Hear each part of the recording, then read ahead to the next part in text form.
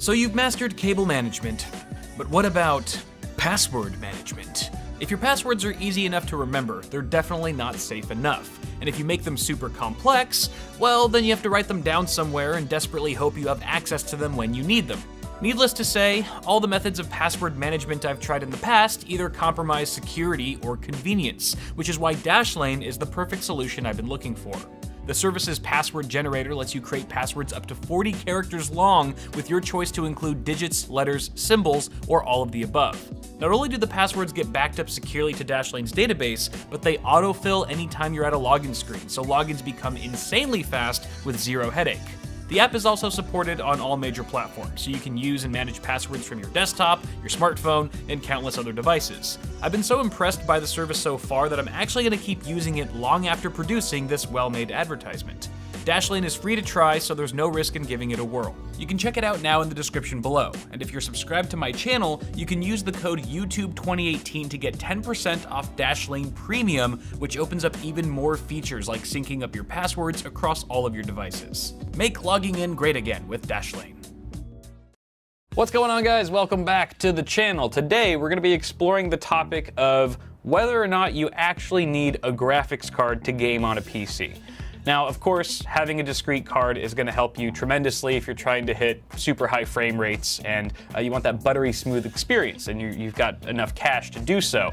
But since the graphics card market is what it is right now, with prices being still more or less inflated, and we have these new Ryzen APUs on hand that are actually the fastest on the market right now, it begs the question, do you actually need a graphics card to game comfortably? And what kind of performance can you get away with if you're fully pimping out a system that only has an APU with integrated graphics? So today we're going to be exploring that topic with a number of games that I've picked out, some that are less demanding, some that are more demanding, and we're going to be using this as our sort of testing subject, which is the mini PC that I built in the part 1 video. You should check that out if you haven't yet, inside the Inwin Chopin, using a Ryzen 5 2400G, which is a 4-core 8-thread part.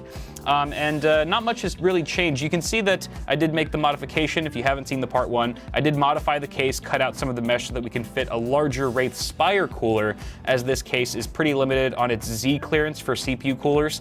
We wouldn't really be able to get away with much overclocking at all. Fortunately, I was able to clock both the CPU and GPU portions of the chip, which we're also going to talk about momentarily.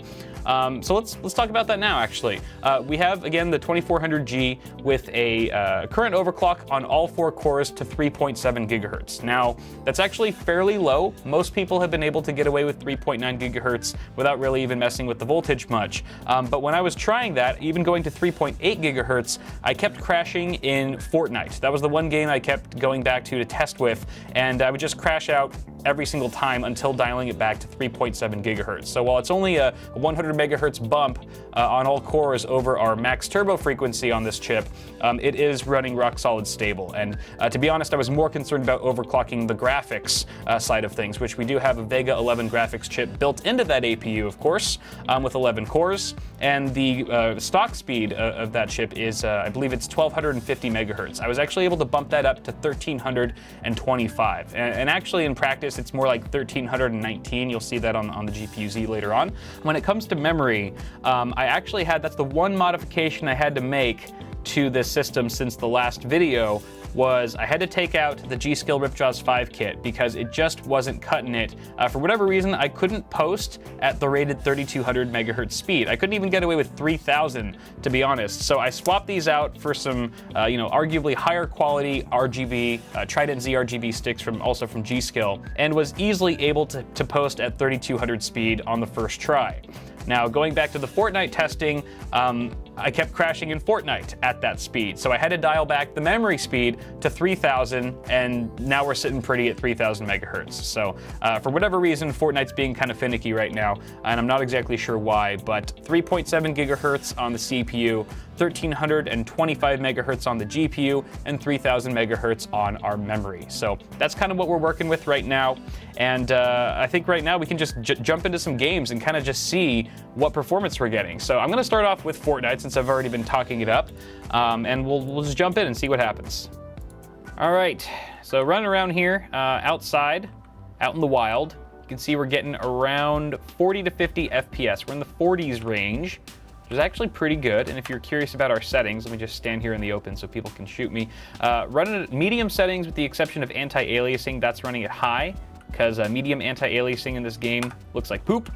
But you know what? Even at medium settings, Fortnite looks pretty darn good at 1920 by 1080. You can also notice that we're using about 6.5 gigs of system memory right now. Now, remember I had to make that memory switch the last minute, so we're actually using a really overkill kit of Trident Z. There's actually 32 gigs of memory in here right now, which is not necessary, but at the very least, I would recommend at least 16 gigs if you're gonna run a similar operation to this one, because we barely have, you know, if we only had 8 gigs in there, that's not enough overhead. It's very little ceiling room for additional applications running in the background while you're gaming, such as, you know, Discord or Twitter and so forth. So also we've got, let's see, we're eating up our full 2 gigs of VRAM right now. I've made sure to enable 2 gigs supported frame buffer in the UEFI. Memory is also running at 1500 megahertz, and GPU once again 1320 megahertz thereabouts. CPU is about 30% utilization, not too shabby. And if you look at our temperatures, I'm not sure if you can see it, but we are right now at 73 degrees Celsius on the package. So that's actually pretty good. You know, our mod is coming in handy. Cutting out that piece of mesh and allowing us to fit a bigger stock cooler in there is really doing some favors right now, especially considering that we're overclocked as much as we can be. Oh, and that's a whole group of people. I'm about to, okay, all right. You know, I was trying to make a video, guys, and you just had to ruin it. Not salty at all. I guess we should move on to the next game. Prepare your defenses. We're in Overwatch now. I'm Junkrat because it's the easiest character to play when you're not really playing. We're playing at high settings right now, the high preset. You can see we're getting over 60 FPS right now. We were getting well over 60, almost 100 when we were in smaller places, like more confined spaces. Now that we're out in the open and there's a lot of things happening on screen, we're dipping to around 60, but still very, very playable.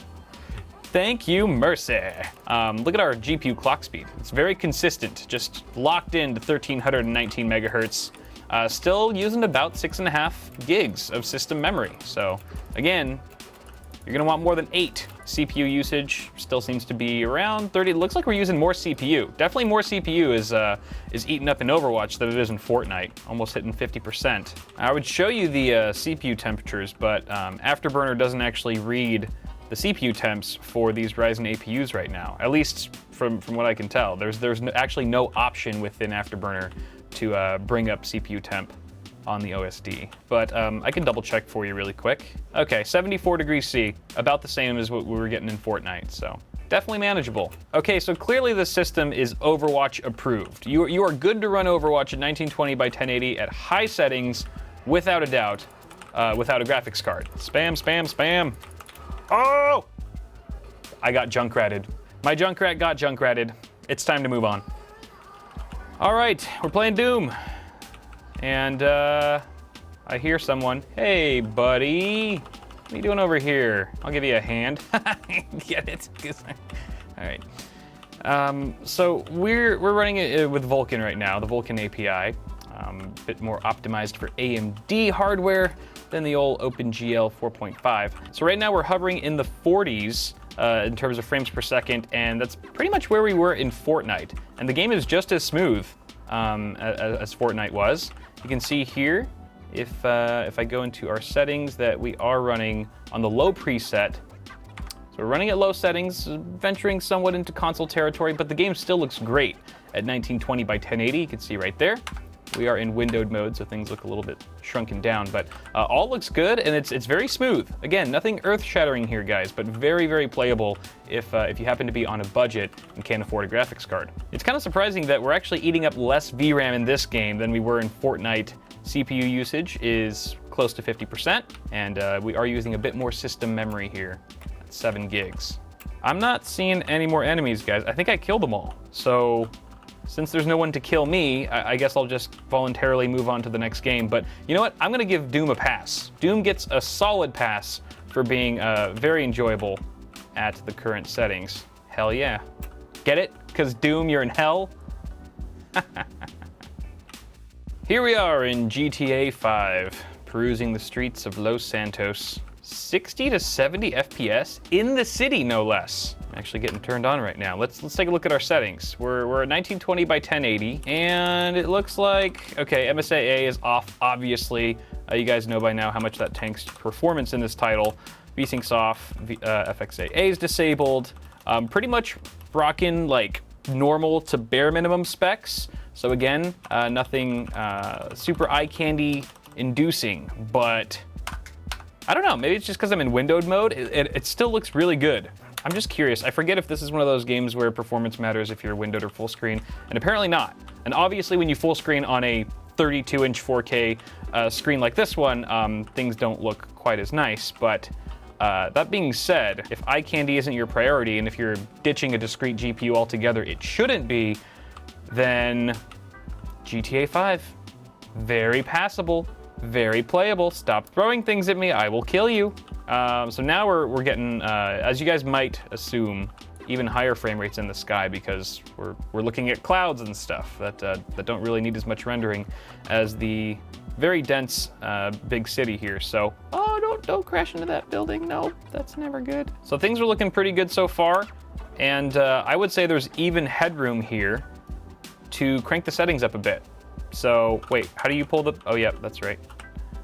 I tried this earlier and failed miserably, so let's see if I can do this again. You actually have to brake. This isn't PUBG or Fortnite. You actually have to do an air brake.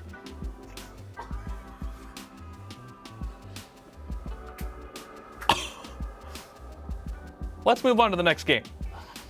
Our last game of the day is Battlefield 1. Let's take a look at our settings here. 1920 by 1080, VSync is off, and we're running at the low preset. Now I did try medium earlier, and performance was subpar. It was getting in the 30s. And when you're in the 30s on average, it typically means that you're dipping into the 20s here and there, and that's when things get really choppy, visibly. So I bumped it down to low, and to be honest, the quality difference isn't that much different perceptibly to me anyway, going from medium to low in this game, but it is a huge performance impact going from low to medium. So I'm gonna take low. I'll take low any day of the week for smoother gameplay. What are we at here? Looks like only 5.5 gigs of system memory at the moment are being used, eating up 1.8 gigabytes of VRAM, 60 to 65 percentage CPU utilization. Definitely a CPU heavy game, Battlefield 1. Oh, don't kill me. Okay, I died. But summing things up here, I think it's definitely possible to game without a graphics card right now. If you have something like this Ryzen APU with Vega graphics, whether it be a 2400G or even the Ryzen 3 2200G, I think you're good to go. I mean, obviously there's a couple things to keep in mind. You want to have decent cooling, especially if you want to take full advantage of this chip by overclocking both the CPU and the GPU that's built in, pairing it with fast memory. Ryzen feeds off of fast memory, that's super important. And also don't get this case, because even if you're gonna game without a discrete GPU for 6 months to a year, you want to have the option to eventually pop in a discrete card when you're ready, when you can afford it, once the prices come back down to sane and reasonable levels. Then you want to have a case that actually has expansion slots and can accommodate that discrete video card, because this one clearly does not. And finally, I think you have to be realistic when approaching building a system like this. Like, is this rig going to give you the smoothest, silkiest, and most beautiful image and gaming experience you've ever seen? No, it's definitely not, and far from it, but from what I could tell today, it was definitely adequate. It was playable and it was comfortable, and I wasn't getting taken out of the game from how low the performance was. It was definitely good enough, and I think anyone going in with those realistic expectations, building a system similarly spec'd as this one, is not going to be disappointed. But that's all I got for now, guys. Let me know what you think in the comments below. Toss a like on the video. Get subscribed for more tech stuff coming at you really soon. And you can also check me out on Floatplane if you want to watch my videos a week early without ads for $3 a month. I'll put a link for that in the video description. Till next time, guys, thank you so much for tuning in. Have yourselves a good one, and I'll see y'all in the next video.